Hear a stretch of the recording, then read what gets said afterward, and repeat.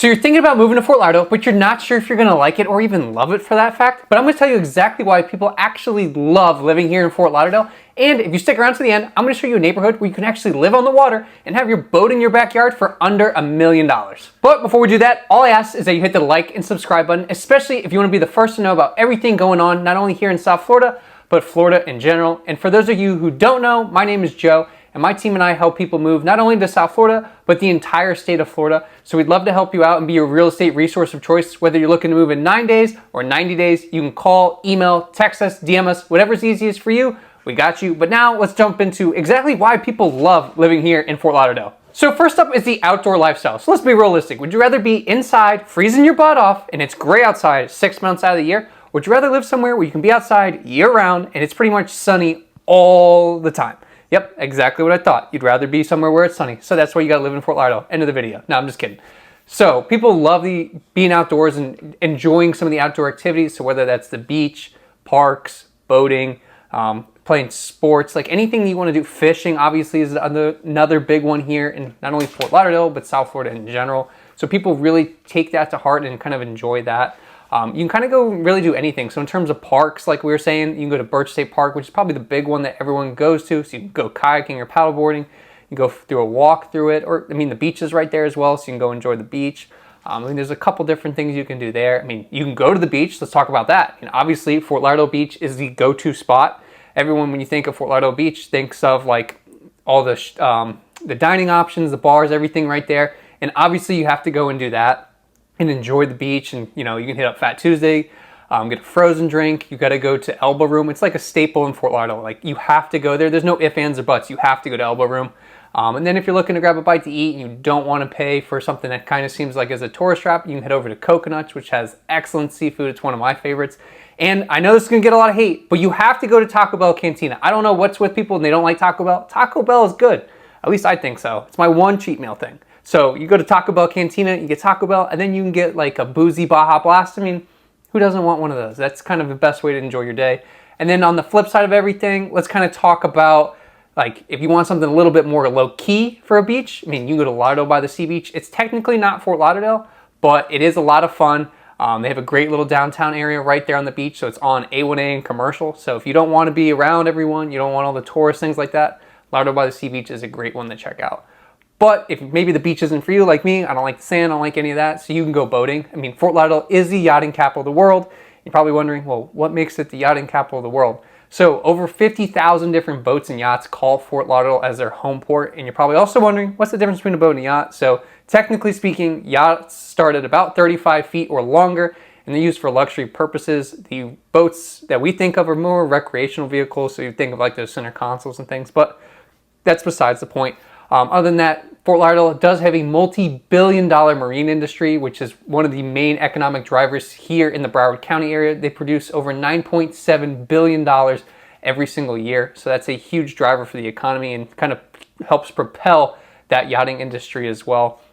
So when you go on a boat, it's kind of different. Obviously there's a sandbar and things and you're out on the water, but it's a lot of fun. There's over 300 miles of inland waterways to kind of go and explore. And people do call Fort Lauderdale the Venice of America. So it's definitely something different if you've never done it, and you have to go check it out. The next thing that really makes Fort Lauderdale a lot different from other areas in Florida has to be the sports scene. So obviously, when you think of all the pro sports, they're all here in South Florida, and a lot of people think of Miami, but they don't want to live in Miami. So Fort Lauderdale is a great option because number one, you're actually just as close to almost every single one of those venues, but you also get to enjoy it and not have to pay the Miami prices. So like for example, we have an NHL team, the Florida Panthers. They play out in Sunrise, and from downtown Fort Lauderdale, it's about 20-30 minutes, depending on traffic once you hop on 595. For the MLS, we have Inter Miami, which is blowing up, especially with the signing of Messi, and they actually play right here in Fort Lauderdale off of Commercial. So it's right there. They haven't moved to the new stadium yet, so that's nice. You kind of get to enjoy it. Traffic there is insane on game days, especially now with Messi being here. Next up is the NBA. So we have the Miami Heat. They played pretty much, they're downtown, so you could take the Bright Line and be there in about 30 minutes. There's a station in downtown Fort Lauderdale. You hop on the train, it drops you off right near the arena. You'd walk maybe 5-10 minutes and you're right there. Same thing with the Marlins. They play in Miami. They're about a 40-minute drive there because you can't take the Bright Line. You could take the Bright Line and then take the Metro Mover, and that's a little bit easier than driving and having to park and do all that. And then last but not least, the best sport of all, the NFL. So we do have the Miami Dolphins here. They do play in Miami Gardens, so it's about 20 minutes from downtown Fort Lauderdale. And cherry on top of the NFL, we do have Miami Hurricanes, FIU, and FAU. So you do have college football here as well. Obviously, it's not as big as like that of the SEC, but we still have a lot of fans that go and enjoy those games, and it's really fun. Let's talk about the location for Fort Lauderdale. It's actually pretty clutch if you think about it. It's really right in the middle of everything, especially in South Florida. So if you take the Bright Line, you're about 30 minutes from Fort Lauderdale to Miami, and also about 30 to 45 minutes to West Palm Beach. Then you're also right there near Aventura and Boca, which is only about a 15-20 minute Bright Line ride, or you could drive there as well. And then if you want to go somewhere else, you're only about 3 hours to Orlando, and you're only about 4 hours to Key West. So that's pretty clutch when you think about it. And you also can enjoy, obviously, everything that Fort Lauderdale has to offer. So you can go to like Las Olas, you can go off 17th Street, up and down Federal, obviously A1A, go out the Tarpon River. I mean, like there's everything's right here. Flagler Village, like all the stuff within Fort Lauderdale, but then also all the major cities around it as well. And then if you're trying to explore around Fort Lauderdale, they do have the Lauderdale Go, which is their free shuttle service that kind of takes you around not only the beaches, 17th Street and Las Olas, so you kind of just be able to go around all the main staples. It's also free, so you can't beat that. On top of that, we do have the Bright Line like I was telling you guys about before, so that is the high-speed rail system here in South Florida. Unfortunately, it's not free, but they do have a couple different stations and it makes it a lot easier. So there's a station in downtown Miami. They just built one at the Aventura Mall in Aventura. Then we have the downtown Fort Lauderdale station. We have the new one also in Meisner Park in Boca. And then we have the one in West Palm, like right near downtown. And hopefully by the end of this summer of 2023, they'll have opened the station at MCO in Orlando. So you could literally go from downtown Miami to Orlando in the same day. You don't have to drive. It should take about 3 hours and 30 minutes. You're gonna save about 15 minutes of driving time, but the nice thing is you're on it, you can work, you can eat, you don't have to focus on driving, and God forbid you hit traffic this way. It could be a little bit quicker. Time will tell. Once it opens, we'll take it, we'll kind of see what it's looking like and if it's actually worth it, but it is exciting because they're gonna expand that rail from Orlando, then to kind of near the theme parks, and then eventually to Tampa as well. Obviously, we gotta talk about the food scene and the nightlife scene, so it's second to none. I mean, it's right up there with that of Miami. Like when people think of like South Florida and dining and nightlife, they think of Miami, but I'm gonna tell you right now, Fort Lauderdale is up there. So, and obviously the seafood restaurants are bombs. So you have to check out like 17th Street Fishery and Pirates Republic. We also have plenty of upscale dining options as well. So they just redid Runway 84. I haven't been since they redid it, but everyone who goes says it's amazing. You also have to go to Mastro's, which is on the water, to Steakhouse. But oddly enough, they do have a really, really good salad. That a lot of people do like. We also have things on the water, such as like Kalu's and Shooters. Shooters has one of the best brunches in all of South Florida, hands down. I mean, they have a brunch buffet. I mean, you can't get much better than that. Plus, they have bottomless mimosas and drinks, but it's all about the food. Let's be realistic. On top of that, we do have great sports bars and things. So you can go to like Boat Campers right there on the water, and you have to go to the Parrot Lounge, especially if you're a Birds fan. Every Sunday, it is absolutely wild. And that one's right there off of Sunrise and A1A behind Primanti Brothers, which is another great spot. I mean, it's more of a hole in the wall, but the pizza there, perfect. And I'm pretty sure they're open 24 hours, but don't quote me on that one. I know they used to be. On top of that, the nightlife is also great. So when you think about the nightlife, there's a nice mix between bars, restaurants, like more fine dining type options, as well as nightclubs. So most of it's on Las Olas and then downtown, which is just west of Las Olas. So a lot of places people go are like American Social and Salt 7, and that's kind of on the Las Olas side of it. Also, you have the downtown, which we'll kind of get into, but you also have the Hard Rock Casino, which people call it Miami, people call it Fort Lauderdale. It's technically in Hollywood, but we're not going to go here nor there. And that's a lot of fun too. I mean, they have shows and performances. You can go gamble. But one of the best things about the Hard Rock Hotel and Casino is Dare. So they do have a beach club or slash day club, and then they have the nightclub. Everyone says the day club is much better than the nightclub, and it's actually on par with that of many of those in Vegas. So if that's your thing, you have to go check out Dare at the Hard Rock Casino in Hollywood. I know, like I said before. But on top of that, if you're looking for a more nightclub scene in like Fort Lauderdale, you can go to Backyard or Sway. People who own Sway actually own Dare, so it's kind of somewhat comparable.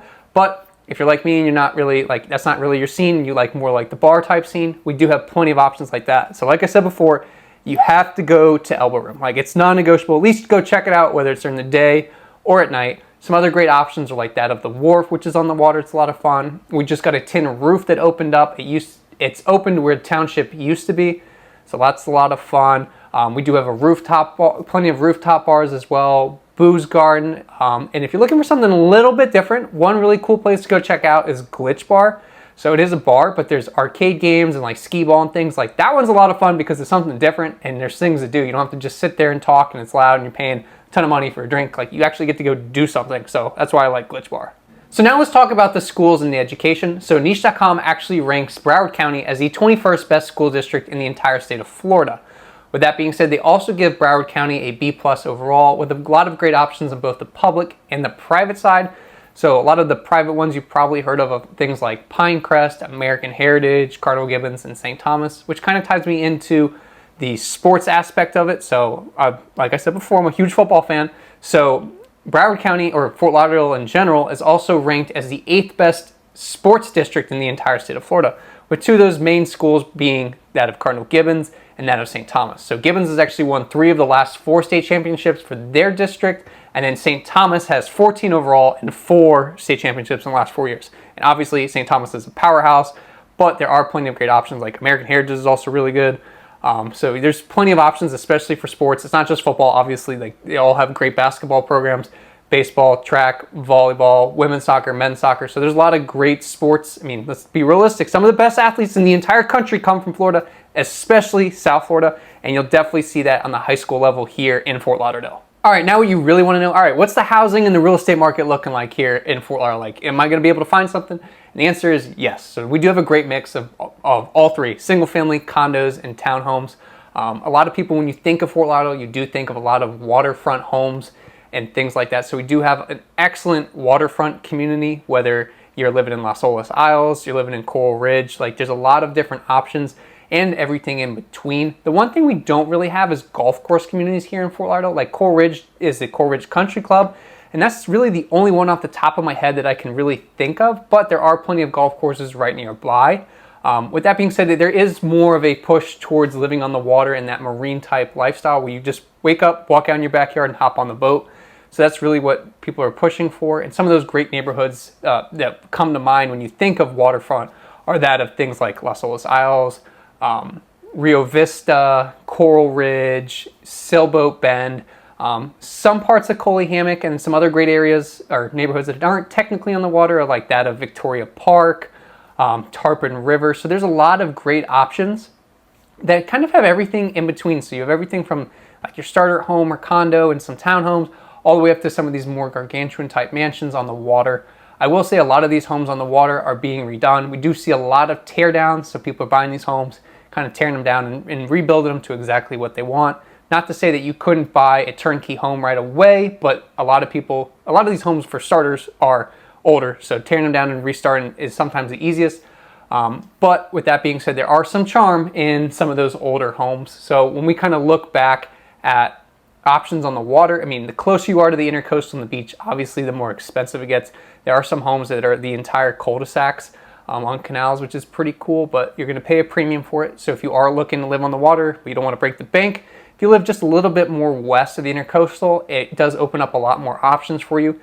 Well, I know you're thinking though, like, hey, my clearance is like 14 feet. That's not going to happen. Like there's a bunch of bridges. Like, well, one thing you could do is back in Sailboat Bend, almost all those bridges on the way back there are actually not fixed bridges, so they all open up. It does take you about probably 25 to 35 minutes to get out to the intercoastal, but you still are on the water and you're saving some money by not having to pay a premium.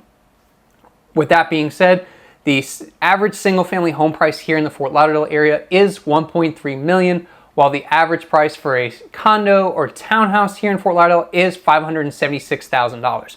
But you could find a condo on the beach or on the water around the 400s if you kind of look. It's not going to be a 2.2, but you could definitely find a 1.1 in that price range.